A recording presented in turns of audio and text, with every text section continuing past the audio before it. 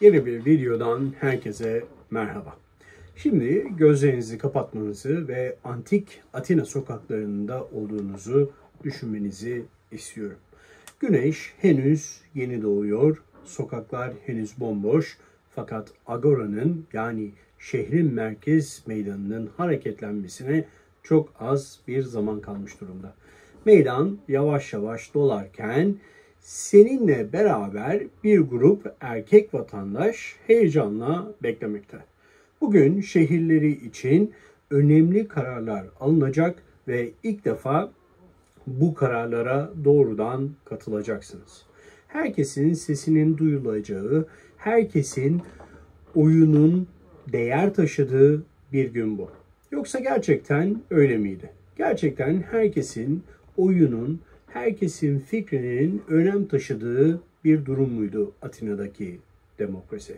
İşte tam burada önemli bir soru akıllara geliyor. Tarihin ilk demokrasisi olarak kabul edilen Antik Yunan demokrasisi gerçekten de tüm halka açık ve adil miydi? Bugün bu sorunun cevabını birlikte arayacağız. Antik Yunan'ın demokrasisini yakından incelerken gerçekte kimlerin demokrasiye katılabildiğini ve kimlerin dışarıda bırakıldığını birlikte göreceğiz. İsterseniz gelin tarihin tozlu sayfalarında bu demokratik yolculuğa beraber çıkalım. Antik Atina'da demokrasi denilince akla gelen ilk yer Agora'dır. Agora, şehrin merkezinde bulunan ve vatandaşların siyasi, sosyal ve ticari faaliyetler için toplandığı büyük bir meydan. Atinalı erkek vatandaşlar bu meydanda belirli günlerde düzenlenen toplantılarda boy gösterirler ve bu toplantılara katılarak şehrin yönetiminde doğrudan söz sahibi olurlardı. Bu toplantılar Eklesia olarak adlandırılırdı ve tüm vatandaşların katılımına da açıktı. Karar alma süreçlerine baktığımızda ise Eklesia toplantılarında şehir devletleri için hayati önem taşıyan konular tartışılırdı. Bu konular arasında savaş ilanı, barış anlaşmaları, yeni yasaların kabul edilmesi, şehir bütçesinin belirlenmesi ve önemli yöneticilerin seçimi yer alırdı. Toplantılarda herhangi bir vatandaş açıkça konuşma ve görüşlerini dile getirme hakkına sahipti. Bu dönemin şartları düşünüldüğünde oldukça yenilikçi bir uygulamaydı bu. Atina demokrasisinde oylama iki temel yöntemle gerçekleştirilirdi. Bunlardan ilki el kaldırma yöntemi. Genellikle basit ve hızlı kararlar alınırken bu yöntem tercih edilirdi. Vatandaşlar kararları desteklediklerinde ellerini kaldırır ve çoğunluk esasına göre karar verilirdi.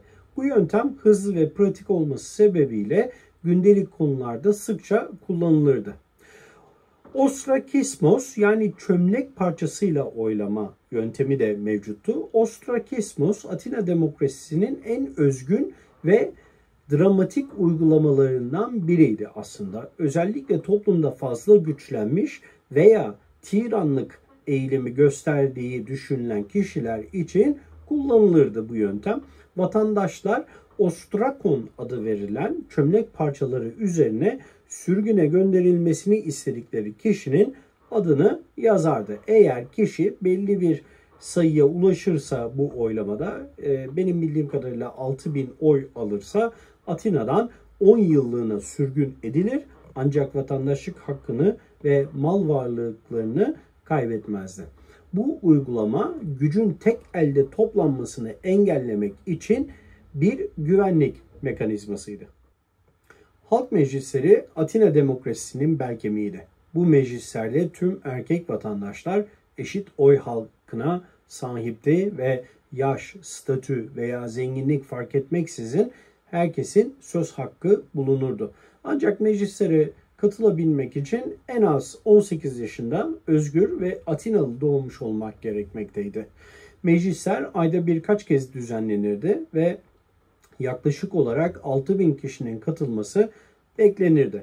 Bu katılımı teşvik etmek amacıyla meclisin toplandığı günlerde çalışmak yasaklanır ve vatandaşlara da küçük ödemeler yapılırdı.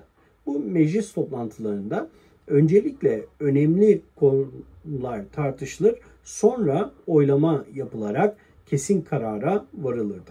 Ayrıca daha küçük gruplar halinde işleyen özel konseylere ve jüri mahkemelerine vatandaşlar kura yöntemiyle seçilirdi. Bu sistem sayesinde herkesin eşit şansla yönetimde görev alması amaçlanmaktaydı. Ancak tüm bu katılım süreçlerinin ve demokratik uygulamaların ardında büyük bir soru vardı. Bu demokrasi gerçekten tüm halkı kapsıyor muydu? Bu sorunun yanıtını bulmak için bir sonraki bölümde Atina toplumunun iç dinamiklerine daha yakından bakıyoruz. Antik Atina'nın demokrasisi görünüşte vatandaşların yönetime doğrudan katılmasını sağlayan eşitlikçi bir sistem olarak kabul edilir. Ancak bu eşitlik ve demokrasi idealinin derinliklerine indiğimizde aslında kimlerin bu siyasi sisteme katılabildiği ve kimlerin dışarıda kaldığı açıkça görülmektedir. Antik Atina demokrasisinin temelinde vatandaşlık kavramı yatmaktaydı. Fakat vatandaşlık hakkı bugünkü anlamıyla herkes için geçerli değildi. Oldukça dar bir tanımı vardı ve çok kesin şartlara bağlıydı. Sadece Atinalı özgür erkeklerin vatandaşlık hakları daha genişti. Demokrasiye katılmanın birinci şartı Atina'da doğmuş, özgür ve erkek olmaktı. Bu yalnızca şehir devletlerinin yerlisi olan ve aile kökenleri Atina'ya dayanan erkeklerin bu hakka sahip olduğu anlamına gelmekteydi. Bu grubun dışında kalanların hiçbirisi siyasi yetkiye sahip olamazdı ve değillerdi.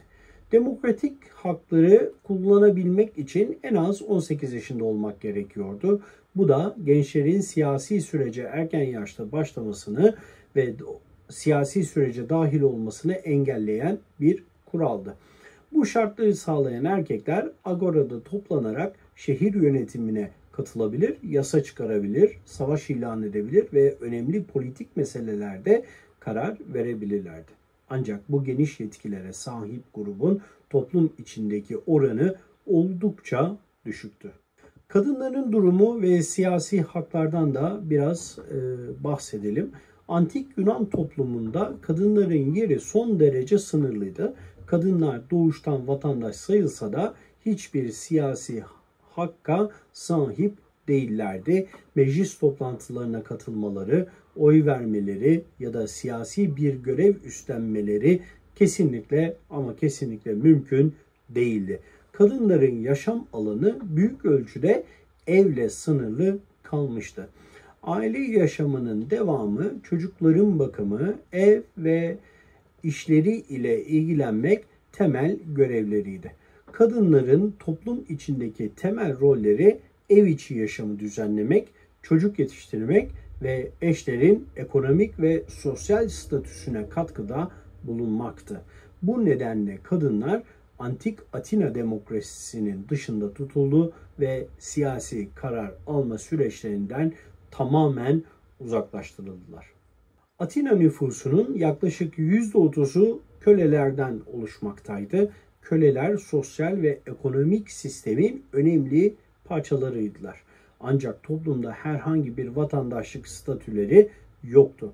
Onlar Atina'nın ekonomisini döndüren, tarlalarda, madenlerde ve evlerde çalışan sessiz bir çoğunluktu. Köleler ekonomik anlamda toplumun bel kemiğini oluşturmasına rağmen hiçbir hakka sahip değillerdi. Kölelerin oy kullanması, konuşma hakkına sahip olması ya da vatandaş statüsü elde etmesi hiçbir zaman mümkün olmadı. Onların varlığı demokrasi için paradoksal bir durum yaratmaktaydı. Özellikle demokrasiyi bugünkü anlamıyla ele alırsak. Demokrasi, özgürlük ve eşitlik prensiplerini savunurken nüfusun büyük bir kısmını dışlayan ve köle emeği üzerine kurulu bir sistemle ayakta kalmaktaydı Antik Atina. Atina'nın ekonomisi ticaret yapan, sanatla uğraşan ve çeşitli alanlarda uzmanlaşmış yabancıların yani metiklerin katkılarıyla çok fazla gelişmişti. Ancak bu insanlar da Atina'nın siyasi yaşamının tamamen dışında tutuluyorlardı. Metikler yani yabancılar uzun yıllar Atina'da yaşamış ve ekonomik hayatın önemli unsurları haline gelmiş olsalar bile hiçbir zaman vatandaşlık hakkı elde edemiyorlardı. Metikler vergi ödemek, askeri hizmetlerde bulunmak ve çeşitli ekonomik yükümlülükleri yerine getirmek zorundaydılar. Ancak tüm bu sorumluluklarına rağmen siyasi süreçlerde herhangi bir etkileri yoktu. Vatandaşlık haklarından tamamen mahrumdular ve Atina'daki politik süreçlere katılmaları yasaklanmıştı ve sonuç olarak Atina demokrasisinin görüntüsü ve gerçekliği arasındaki bu çelişki modern demokrasi anlayışıyla baktığımız zaman açıkça farklılıkları görebiliriz. Demokrasi idealini dile getiren antik Atina gerçekte oldukça sınırlı bir kesim için demokratik bir sistem sunmaktaydı. Biz buna antik demokrasi örneği diyoruz. Kadınlar, köleler ve yabancılar toplumun çoğunluğunu oluştururken siyasi karar alma süreçlerinin dışında bırakılmışlardı.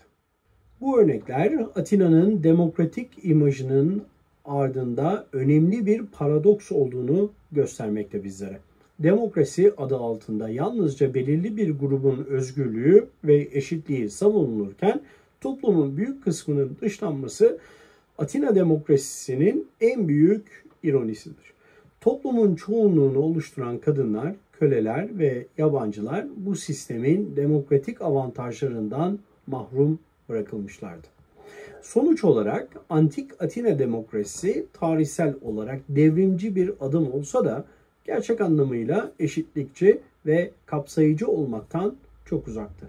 Demokrasi kavramının ortaya çıkışındaki bu büyük çelişki bugün bile demokratik sistemlerin evrimi açısından önemli dersler içermektedir.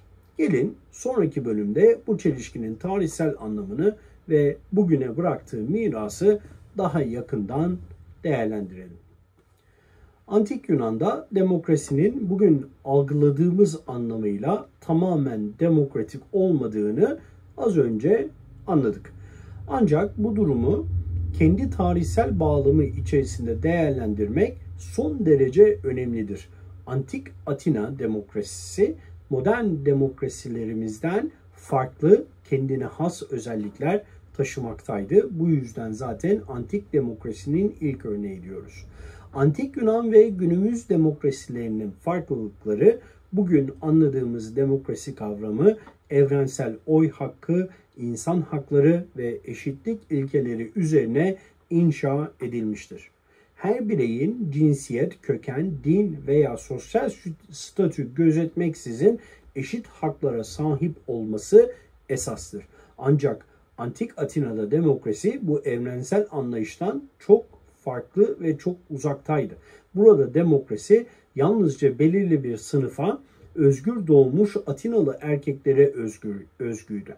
Bu toplumun büyük bölümü dışarıda bırakılmıştı. Dönem koşullarında demokratik yenilikler ancak Antik Atina'nın demokrasi modeli yaşadığı döneme göre çok önemli bir yenilikti. Çünkü tarihte ilk defa geniş bir vatandaş kitlesi doğrudan siyasi karar alma sürecine katılabiliyordu. O güne kadar krallar, aristokratlar ya da tiranlar tarafından yönetilen toplumlar için vatandaşların oy verip söz sahibi olması radikal ve devrim niteliğinde bir adımdı.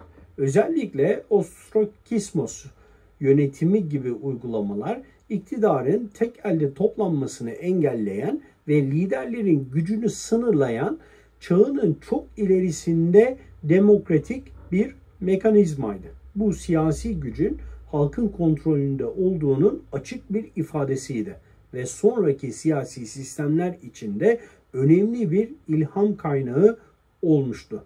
Atina demokrasisinin tarihi, önemi ve etkilerine baktığımızda Atina demokrasisinin asıl tarihi önemi demokrasinin mümkün olduğunu insanlığa ilk kez göstermiş olmasıdır. Bu yönetim modeli Batı siyasi düşüncesini derinden etkiledi ve özellikle Rönesans ve aydınlanma dönemlerinde demokrasi düşüncesinin yeniden canlanmasını da sağlamış oldu.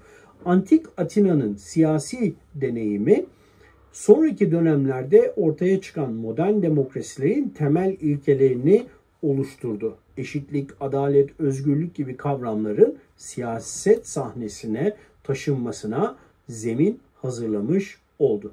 Amerika Birleşik Devletleri'nin bağımsızlık hareketlerinden Fransız devrimine kadar geçen birçok tarihi olay Antik Yunan'ın demokratik deneyiminden esinlenilmiştir. Bu nedenle Atina demokrasisi tüm eksiklerine ve çelişkilerine rağmen tarihte demokrasi idealini filizlendiren, gelecek nesillere yol gösteren bir öncü niteliğindedir. Şimdi tüm bu değerlendirmelerin ışığında gelin bu videonun son bölümünde Antik Yunan demokrasisinin daha geniş bir perspektifle sonuçlandıralım. Sonuç olarak baktığımızda Antik Yunan demokrasisi üzerine yaptığımız bu yolculuk boyunca bu yönetim biçiminin ne kadar yenilikçi ancak bir o kadar da sınırlı olduğunu birlikte görebiliyoruz. Evet, Atina demokrasisi insanlık tarihinde çok önemli bir adım atmıştı. İlk kez vatandaşlar yönetime doğrudan katılabiliyor ve kendi kaderlerini belirleyebiliyorlardı.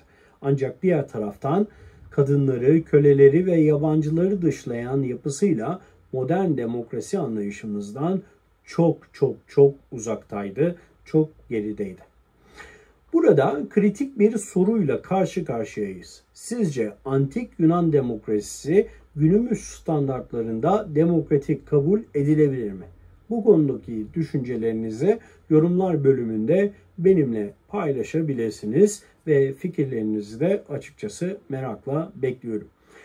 Bir videomuzun daha sonuna gelmiş bulunuyoruz. Beni dinlediğiniz, bana zaman ayırdığınız için çok teşekkür ediyorum. Bir sonraki videoda tekrar görüşmek üzere efendim. Hoşça kalın.